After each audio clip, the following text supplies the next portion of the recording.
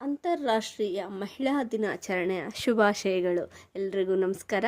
ಹೆಣ್ಣು, ಮಹಿಳೆ, ಸತಿ, ಸ್ತ್ರೀ ಹೀಗೆ ನಾನಾ ರೂಪ ನೀಡುವ ಹೆಣ್ಣಿನ ಸ್ಥಾನ ಅಮೋಘವೇ ಸರಿ. ಹೆಣ್ಣು ಮನೆಯ ದೀಪ, ಹೆಣ್ಣು ಸಂಸಾರದ ಕಣ್ಣು, ಹೆಣ್ಣು ಪುರುಷನ ಸ್ವಪ್ನ ಸುಂದರಿ. ಹೀಗೆ ಹೆಣ್ಣು ಈ ಜಗತ್ತನ್ನು ತೊಟ್ಟಿಲಲ್ಲಿ ತೂಗುವ ಮಹಾಮಾತೆ ರೀ ಈ ಹೆಣ್ಣು. ಓಹೋ, ಎಷ್ಟೊಂದು ಸುಂದರ ಈ ಹೆಣ್ಣಿನ ಹೃದಯ. ಏಕೆಂದರೆ ಪ್ರತಿ ಸಮಸ್ಯೆಯನ್ನು ತನ್ನದೇ ಎಂದು ಮಿಡಿಯುವ ಮಾತೃದೇವತೆ ಈ ಹೆಣ್ಣು. ಪ್ರತಿಯೊಂದು ಕುಟುಂಬದ ಅಕೌಂಟೆಂಟ್ ಈ ಹೆಣ್ಣು. ಪ್ರತಿ ಮನೆಯ ಅನ್ನದೇವತೆ ಈ ಹೆಣ್ಣು. ಪ್ರತಿ ಮನೆಯ ಸ್ವಚ್ಛತೆಯ ದೇವತೆ ಈ ಹೆಣ್ಣು.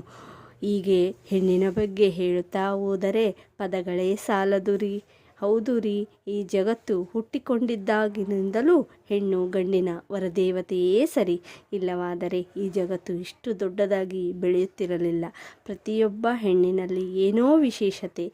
ಯಾರೂ ಮೇಲೂ ಅಲ್ಲ, ಯಾರೂ ಕೀಳಲ್ಲ ರೀ. ನಮ್ಮ ಭಾವನೆಯಲ್ಲಿ ನಾವು ಈ ರೀತಿ ತಾರತಮ್ಯ ಇಟ್ಟುಕೊಂಡಿದ್ದೇವೆ ಅಷ್ಟೇ. ಹೆಣ್ಣು ಅಬಲೆ